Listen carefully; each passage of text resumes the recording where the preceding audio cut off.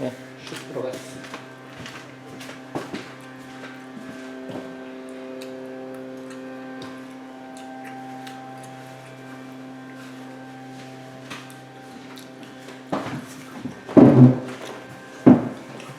그래서 온라인 언제 하는지 모른다고 아직? 왜 아직도 얘기를 안 해주냐? 그래서 사람들이 어워드 세리머니 따로 있다 그랬어? 아니. 뭐 때문에 어워드 세리머니 따로? 아니 이거 영화에 보면 졸업식 날 단상에 올라가서 뭐 대통령상 표창받고 뭐 보통 그런 거 없지. 원래 그런 거야? 신나네.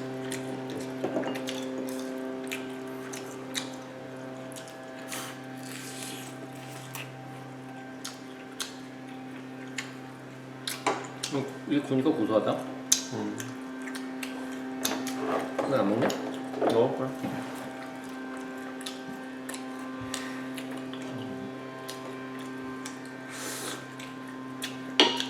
이 여자친구 찾아봤어? 아니.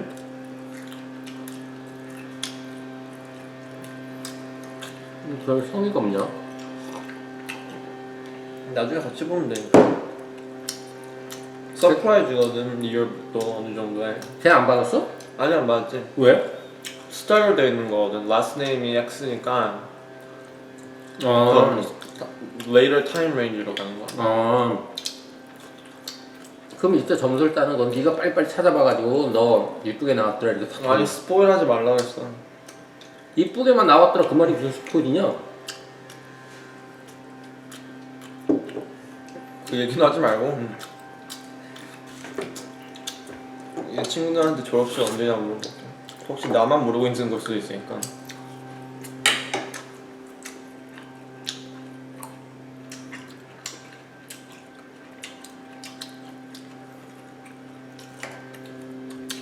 선풍기 꺼내놔야 되겠다. 덥다 이제 여기도.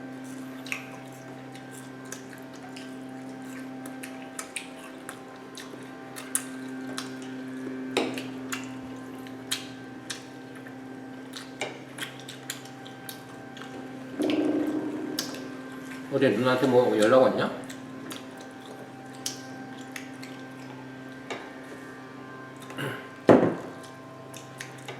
아?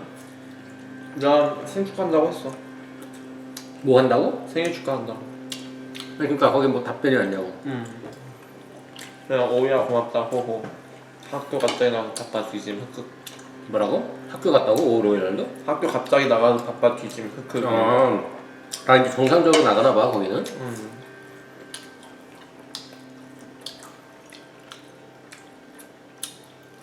20 며칠이라는데?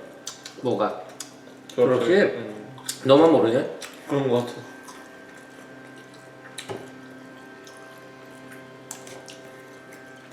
원래는 그때가 아니었잖아. 원래 10 며칠이었어? 그거 맞춰서 딱 해야지. 됐어요. 그러니까 그렇게 한다는 얘기는 정식적으로 이제 물건은 없다는 얘기야. 맞지?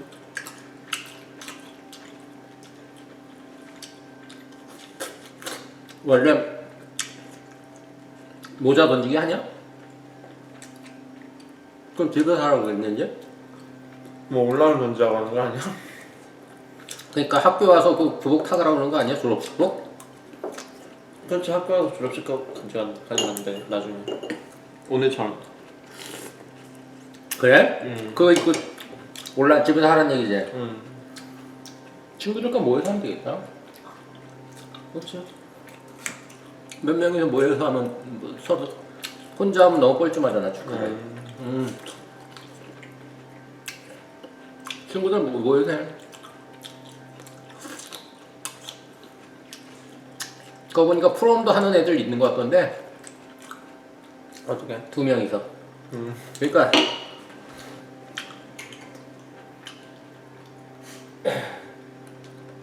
뭐야?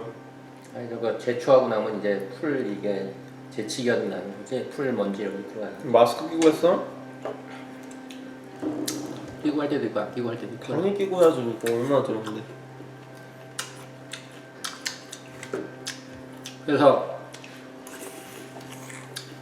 프롬 너희 에이미하고 너하고 둘이서 프롬 해. 알겠어. 할 건 다 해야지. 응. 나가서 촬영도 프롬 촬영도 하고 그러면 되냐. 지난번에 찍은 건 프롬 촬영이 아니잖아. 어떤 프롬이죠? 또 정식으로 옷을 입는 게 아니는데. 응.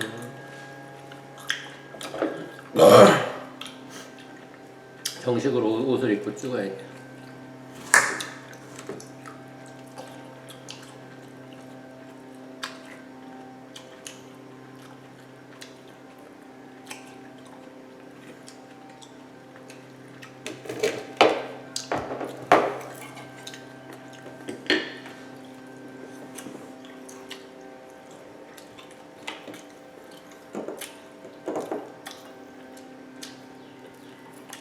엄마는 네가 미국에서 부동산 하는 거보다 한국에서 하는 게 훨씬 낫다고 생각하네. 왜? 수익성이 훨씬 높으니까 거기서. 한국에서 하면 되지. 그러니까 너도 지금부터 네가 관심이 그렇게 있다고 하면 좀 알아봤어? 리얼터? 보려고 했는데 그래서 너무 브로커리지 얘기만 나온 거야. 걔가? 구글에 너무 에이전시 얘기만 나오지. 동영상 투자하는 건 잘 못 찾겠어. 아니 그 자격증 따는 거. 나 그건 아직 안 찾았지. 그거 쌀 수 있으면 바로 따. 필라델피아 가면 안 걸리니까.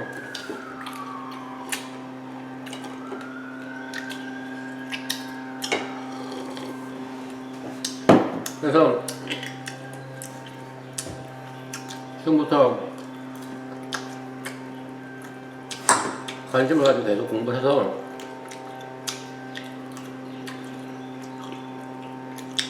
부동산 투자 핫플레이스들이 있어. 옛날에 홍콩, 싱가포르 규제가 너무 심해가지고. 그런데 어쨌든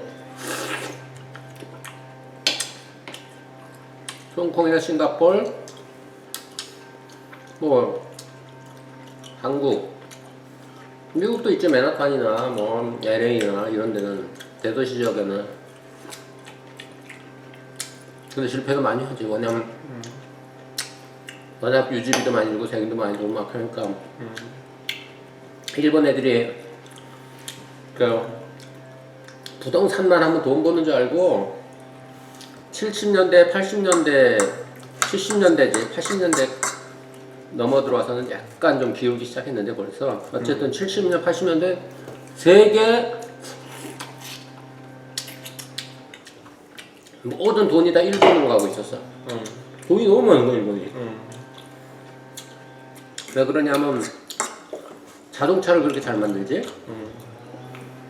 뭐 카메라 같은 거 그렇게 잘 만들지, 전자제품. 그러니까 일본 돈으로 일본이 무지하게 수출을 잘하게 되면 어떻게 돼? 그 화폐 가치가 상승을 하지. 근데 아무리 상승을 시켜도 수출이 잘 된 거. 왜? 아무리 비싸도 사람들이 사니까, 세계 사람들이.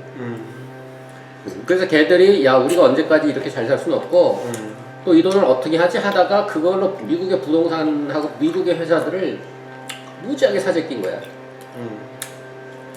그러니까 여기 미국에 일본 자본이 들어와서 투기 광풍이 불었지 그냥. 그러니까 빌딩, 맨하탄에 있는 상징적인 빌딩들이 다 일본 애들한테 넘어가는 거야. 뭐 크라이슬러 빌딩이 뭐 이런 것들. 예를 들면.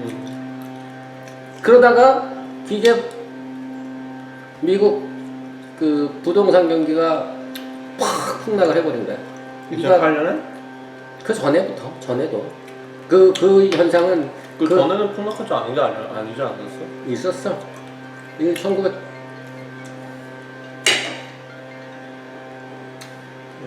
누구야?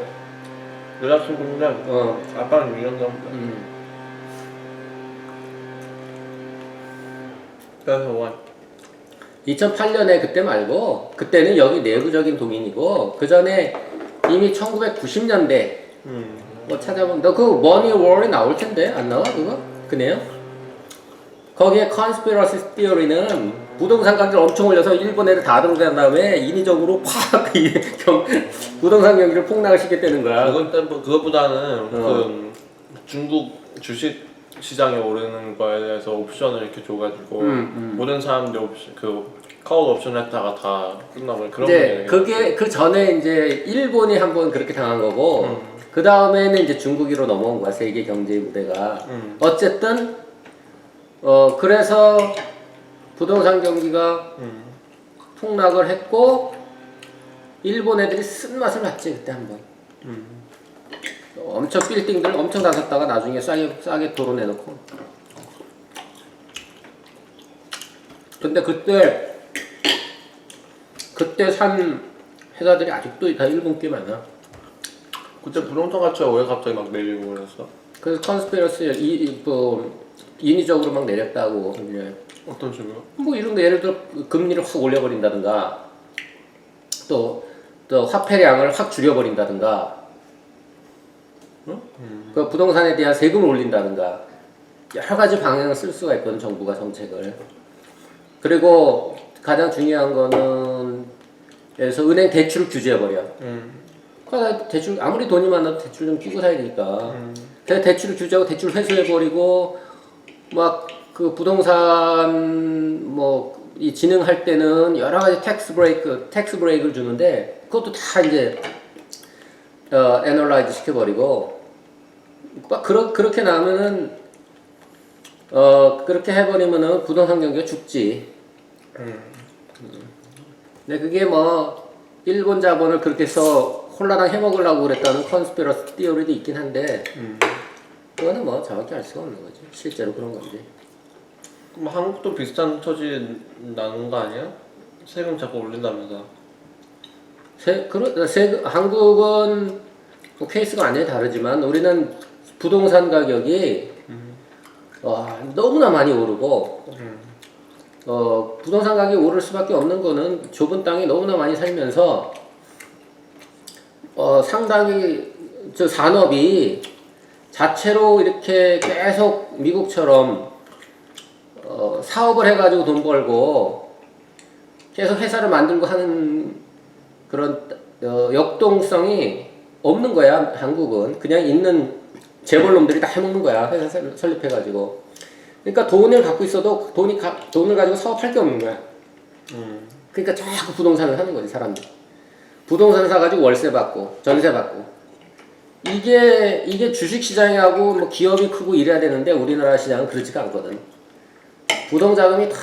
부동자금도 아니지. 투자 자금이 다 이 부동산을 올리니까 부동산이 끝없이 상승을 하는 거지. 근데 그러면 약간 파운데이션이 없는 거 아니야? 그러니까 한쪽에서는 계속 붕괴론이 나오는 거지. 이거 그러니까. 지금 너무나 고평가됐다는 붕괴론이 지금 30년째 계속되고 있어. 그래? 그런데 문제는 이제 본질 가치가 있느냐 없느냐잖아. 근데 본질 가치가 있다고. 왜냐하면 이거는 내 생각인데 경제가 안 늘어나는데 어떻게 본질 가치가 있을 수가 있어? 그 지역 부동산에? 뭐가 안 늘어나? 경제가 안 늘어나는데 아빠 말처럼. 경제는 붕괴되진 않잖아. 근데 이제 경제가 3%씩 성장을 하는데 다른 섹터에 비해서 부동산 섹터는 너무 많이 오른다는 거지. 근데 그 이유가 거품이나 이런 게 아니야. 내 본질 가치가 상승을 해. 본질이 뭐냐면 미국도 똑같은 현상이 있어 지금. 우리나라부터 얘기를 하면 본질 가치가 뭐냐면 우리 인간이 느끼는 밸류 중에 옛날에는 쌀이었어. 쌀이 제일 중요해. 그것만 있으면 다른 거 필요 없어. 그런데 점점 이제 사회의 부가 축적되면서 내 가치 중에 가장 중요한 가치가 시간의 가치인 거야. 내가 연봉 1억을 벌어. 한국에서도 웬만한 엔지니어는 다 1억 정도 받는단 말이야, 지금은. 1억을 받는데, 회사는 이제 판교에 있거나 강남에 있거나 하지. 근데 내가 일산이 집이야. 그럼 거기서 출근 한 2시간이 걸려. 근데 그렇잖아. 내가 쌀이 없을 때는 5시간을 걸어가서라도 쌀 한 줌 때문에 장작을 패고서 쌀 한 줌 얻어갖고 온다고. 그때는 쌀의 가치가 너무나 크니까 내 인생에서, 내 가족을 위해서. 근데 내가 연봉 1억을 받으면 그렇게 출퇴근하기 싫어지는 거야. 그러니까 돈이 좀, 내가 차라리 내 연봉 중에서 3천만 원을 들여서라도 주거비를 3천만 원을 들여서라도 강남에 살고 싶은 거야. 그게 전세가 됐든 월세가 됐든. 왜? 그 3천만 원보다는 내가 하루에 4시간씩 쓰는 시간은 훨씬 더 밸류가 있다고 생각을 하는 거거든.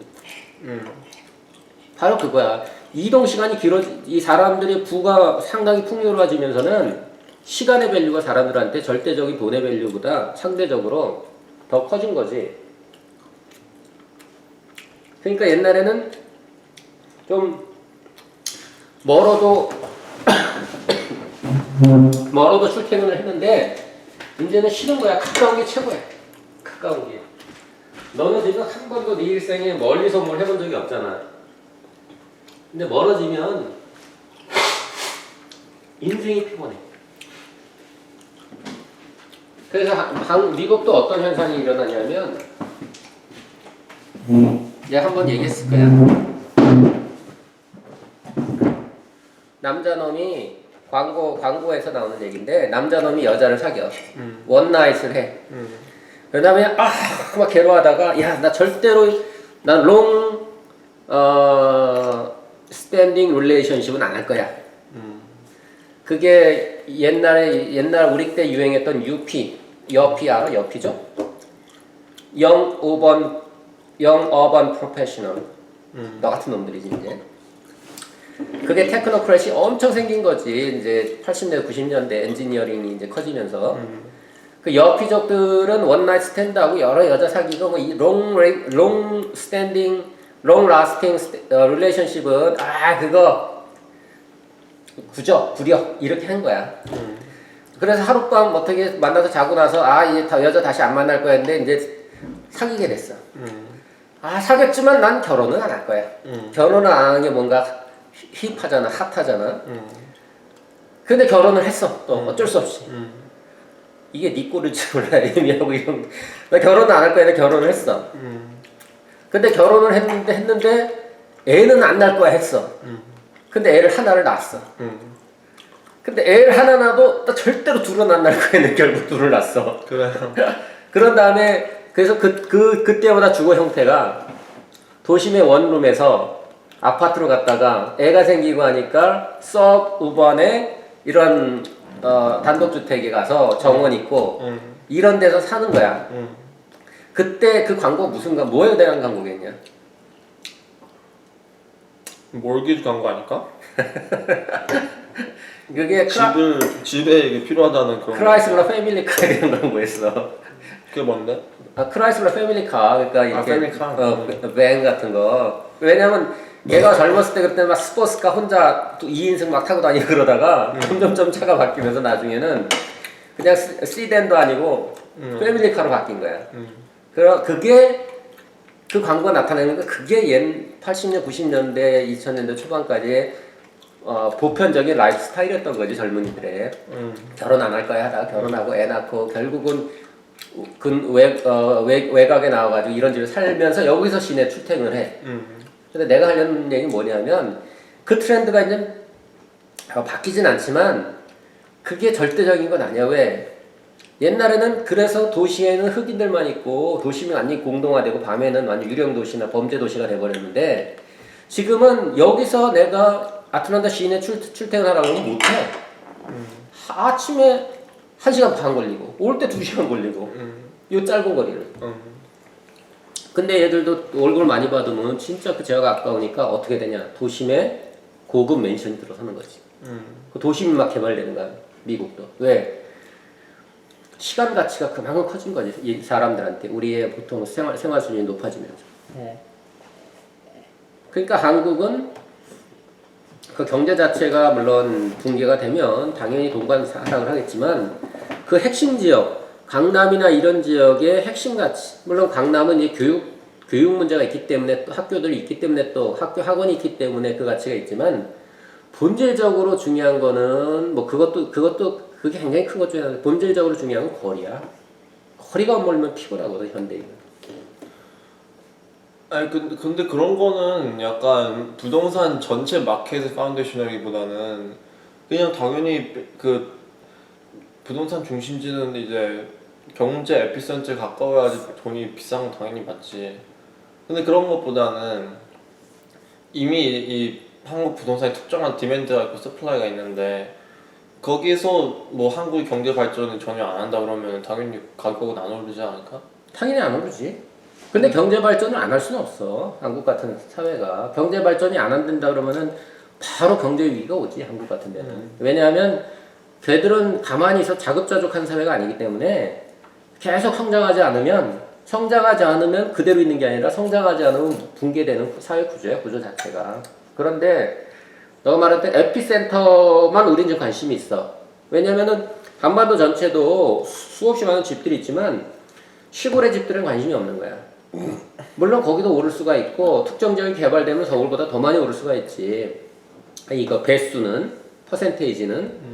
그런데 지금 우리가 관심을 있는 거는 그 전체적인 부동산 시장 중에서도 가장 그 그리고 다른 데는 거리하고 상관이 없지. 그 시골이나 이런 데 거리가 무슨 상관이 있겠어. 그냥 직장 가까운 데 없겠지 다.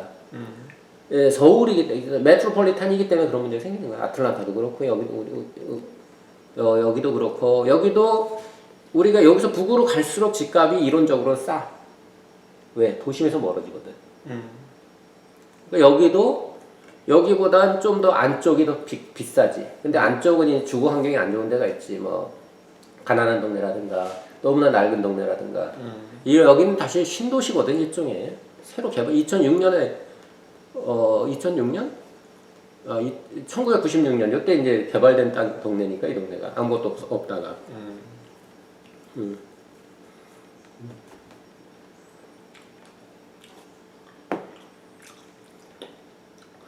그럼 정확히 수익성에 대해서 좀 알려주세요. 수익성은 뭐 그 말하기가 참 뭐한데. 아니면 엄마의 일만 들어도. 뭐 그냥 10년에 더블? 그냥 락하게 계산하면 10억이 20억. 근데 그게 그렇게 가치 있는 투자인가? 10년에 더블이? 그런데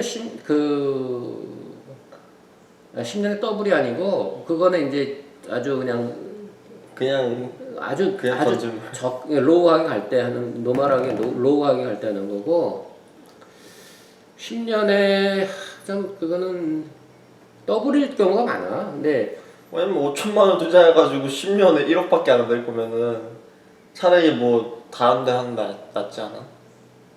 그 중에서는 가장 리스크가 적으니까.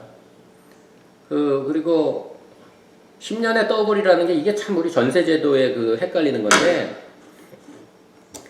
그 집이 10억짜리야. 그 10년에 20억이 돼. 그럼 10억짜리에 내 순투자금이 10억이냐? 아니야. 전세를 한 6억 정도 들면 내 실투자금은 4억이야.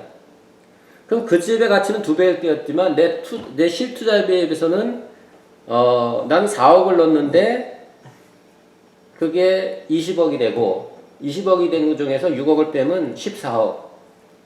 14억이 이제 내가 돈을 번 거잖아. 그러니까 4억이 14억이 된 거지. 그러니까 그거는 4, 4, 16, 한 4배 정도? 3.5배 이렇게 된 거지. 그럼 다시 말해봐. 그게 헷갈리지? 그러니까 10억짜리 집이 있는데 자, 그게 10년 후에 20억이 돼? 그렇지. 10년짜리가. 다운 페이먼트 근데 안정적으로 올라간다고 할 때. 그 다운 페이먼트가 4억이고. 자, 10년짜리가 20억이 됐지. 그러면은 그 10년짜리가 내가 살 때는 전세를 10억짜리 살 때 전세를 끼고 사. 그래. 전세가 6억이 들어있다 그래. 그러면 내 실투자금은 4억이야. 그리고 내 실투자 4억을 넣고 10년 후에 그 집이 20억이 됐어. 그 시점에 매매가는 10억에서 20억으로 올라가지고 2배가 올랐지. 근데 내 실투자금은 4억이었어 그때. 그리고 전세를 끼고 있는 집이니까 전세 6억을 뺀다 그러면 나의 넷 밸류는 14억이 된 거야 그게. 그럼 난 4억을 넣어가지고 14억이 된 거라고. 그게 말이 되는데 그렇게 생각하니까 좀 이상하다. 이상하지. 그러니까 계산은 그렇게 되는데. 그렇게 계산하는 리즈닝이 맞냐 이제 그걸 따져봐야 되는 거지. 근데 왜냐면 어차피 6억은 나중에 낼 건데. 그러니까 6억을 전세제도에서 6억을 낸다고 생각하면 나도 그걸 옛날에 엄마가 그렇게 말해줘서 깨달았는데 데트가 아니야 그게. 그건 뭐야? 아무것도 아닌 거야 그건 그냥. 데트라고 생각하면 안 돼. 그걸 데트라고 생각하는 순간 투자 방법을 미싱을 하는 거야 한국 시장에서는. 그거는 아니야 아무것도 아니야. 그냥 없고 또 거기다 아까 14억에 빠진 게 뭐냐면 이 전세금이 전세가 계속 올라가. 올라가기 때문에 중간중간에 내가 마지막에 이 집을 20억을 팔아서 현금화를 시키는 게 아니고 전세값이 계속 오름으로 해가지고 이미 난 현금화를 중간중간에 캐시아웃을 해. 해가면서 내가 팔지 않은 노미널 수입은 그렇게 4억에서 14억. 이로 이제 뛴 거지. 그럼 전세가 오를 때마다 그 오른 전세를 나중에 줘야 되는 거니까. 그렇게 생각하면 안 된다는 거야. 나도 그걸 크게 깨달으면 어디서 엄마가 그 얘기를 해가지고. 전세는 수익으로 생각하라는 거야. 전세금 오른 거를. 그게 데트로 생각하지 말고 인컴으로 생각을 하라는 거지. 써버리면 되는 거야. 그거 받아가지고. 근데 어느 날 그 다음 전세자를 못 찾으면 어떻게? 그럼 망하는 거지. 그런 경우는 없다는 거야. 그래? 그게 이제 그게 역전세라고 하는 거야. 그 전세 시장이 내려가지고 막 신문에 역전세난이 생겨가지고 뭐 싸움이 나고 뭐 집이 뭐 경매에 넘어갈 위험에 처하고 뭐 은행에서 돈을 빌려가지고 그 전세금을 내주고 하는데 그거 다 개뻥이고 100만 건 중에 한두 건 그런 건이 없겠냐? 그게 아닌가? 그건 아무 의미 없는 거고. 그래서 너도 그렇지만 나도 신문을 거의 안 보는데 신문 방송을 거의 안 봐. 왜? 신문 방송은 그 당시 정부, 그 당시 정책 결정권자가 국민을 상대로 하는 매니플레이션의 도구야, 얘들이. 그러니까 내가 매니플레이트 당하기 싫다는 거지. 어제도 내가 얘기했지만 뭐에 관해서 그렇게 얘기했지 내가? 그 매니플레이트 여행 가는 거. 여행 가는 거. 그것도 마찬가지인 거야. 그러니까 이거는 역전세가 서로 발생을 해. 내가 6억에 줬는데 전세가가 내렸어 5억으로. 그 다음 전세자한테는 내가 1억을 돌려줘야 돼. 돌려주면 돼. 은행에서 빚을 얻어가지고 돌려주면 된다고. 왜냐면 그 다음 턴에는 다시 올라갈 거거든. 7억 8억으로. 퀀텀 점프를 한다고. 그럼 그때는 다 회복을 하는 거야. 근데 그 전세가가 내리는 경우는 거의 없어. 서울 이 지역은. 왜? 늘 디맨드가 수요를 공급을 압도적으로 초과하기 때문에 지속적으로 유입이 돼. 옛날에는 한때는 뭐 서울이 공동화될 거다 뭐 이런 얘기도 있었는데, 왜냐면 서울을 지역으로 다 분산시키고 골치 아픈 물가 비싸고 공해 많고 골치 아픈 서울에 사람들이 안 살릴 거다고 했는데, 거기에 가장 핵심적인 거는 교육 문제가 해결이 돼야 되고 직장이 서울에 없어야 돼. 근데 경제가 제대로 안 돌아가고 경제 활력화가 안 생기다 보니까 퀄리파이드 된 일자리가 지방에는 하나도 없는 거야. 그냥 아예 서울에 다 있는 거야. 서울하고 경기 지역에. 근데 퀄리파이드 된 서울 경기 지역에 있는 일자리들은 또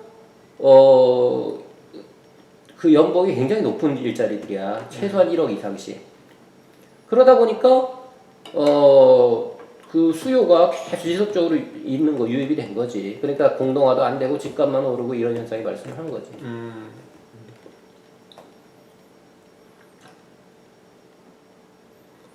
서울의 집값을 해결하려면 이걸 해결해야 되는지 안 해결해야 되는지도 천만의 문제가 있죠. 만약에 서울 해결하고 싶으면 서울에 있는 교육기관을 모조리 다 지방으로 이전시켜버려야 되는 거야. 불가능한 얘기지 그게. 그리고 그렇게 할 리도 없고. 왜? 지들이 그 권력층들이 다 자기 애들이 다니는 학교인데. 그리고 그 회사들이 다 지방으로 가야 되는 거야. 근데 그렇게 해도 맨하탄 미국에도 그렇게 여기는 분산이 돼 있지만 여전히 맨하탄은 엄청나게 집중화돼 있거든. 그러니까 한계가 있는 거지. 그렇게 해서 이제 분산시키는 거는. 어떤 뭐 국민사관학교인가 그런 거는 민족사관학교. 민족사관학교. 그런 거는 막 지방에 있잖아. 그렇지. 그런 걸 더 그렇게- 만들면 돼. 그렇지. 그게 근데 대세를 못 바꾸는 거야. 그리고 이제 그거는 그런데 거기에 들어가기 위해서 공부를 어디서 해? 서울에 있는 학원에서 하는. 그러니까 어차피 마찬가지인 거야. 이게 분산 효과가 없어 그런 거. 왜 거기서 가족이 다 가는 게 아니잖아. 애만 기숙사에 가버리는 거거든. 그럼 민족사관학교 가려면 중학교 공부를 잘해야 되는데 그럼 중학교 공부를 서울에서 하는 거지.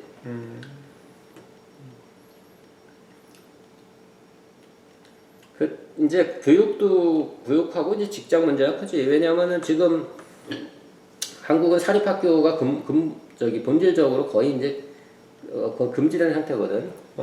있긴 한데 여기처럼 사립학교가 보딩스쿨이 이제 특권층의 주 교육 시스템이 여기 돼 있단 말이야. 근데 우리나라는 그런 특권층의 겉으로는 특권층의 교육 시설 인정을 안 해. 그러니까 다 유학을 보내 애들이. 그러니까 여론이 어떻게 되냐면 차라리 그러느니 한국에다가 그 특권층을 위한 학교를 몇 개 설립해주자 해서 설립한 게 국제고등학교, 외국어고등학교, 과학고등학교. 그리고 그런 건 다 시험 쳐서 들어가야 되는 거 아니야? 그 시험 치는데 그 시험 칠 수 있는 공부를 시킬 수 있는 사람은 결국 부유층밖에 없어. 똑똑하다고 들어가는 게 아니고 거기에마다 집중화된 교육을 받아야 된다고. 근데 그 교육을 진짜 똑똑한 사람도 있겠지. 근데 그거는 극소수고 나머지는 다 그냥 부유층이 과외 공부를 열심히 시켜서 보내는 거라고. 그리고 그거를 뛰어넘어서 이제는 어떤 것들이 생기냐면은 아예 외국인 학교가 생기는 거야. 포린 스쿨들이. 그게 전통적인 포린 스쿨들이 옛날에 한국에 있었는데 서울 외국인 학교, 국제 외국인 학교 이런 것들이 있었는데 걔들은 어떤 제한 자격이 있었어. 뭐 외국에서 3년 이상 살다 온다거나 그냥 한국 애들이 들어갈 수 없었는데 지금은 뭐 제주도에 있는 학교, 국제 외국인 학교 이런 거 같은 경우는 국제 외국 학교 같은 경우는 아예 그런 제한도 거의 없어. 그냥 특권층이면 들어갈 수 있는 거. 그 대신 등록금이 어마어마하게 비싸지. 뭐 한 3만 달러, 4만 달러 이런 식으로. 근데 그러니까 특권층을 위한 학교야. 그래서 우리나라 돈 많은 사람들 그 국제 외국인 학교 많이 보내는데 내 부동산가 얘기를 왜 했냐면 그래봐야 가족이 가는 게 아니야. 걔만 가는 거야. 가족은 여전히 서울에 있는 거지. 서울에다가. 그러니까 아무리 학교를 외국 지방에 이전을 해도 안 되고 가장 좋은 거는 직장을 지방으로 이전을 시켜야 돼. 그래서 공공기관들 많이 지방으로 내려 보냈다고 정부가 솔선수범에 산다고 해가지고. 근데 뭐 효과는 좀 있지 분산 효과는. 근데 가족이 안 가고 그냥 거기 일하는 사람만 가는 거야. 그리고 서울에서 출퇴근하는 이런 황당한 사태가 발생을 하고. 그 서울 수도권을 분산시킨다고 해가지고 세종시를 설립한 거야 우리나라가.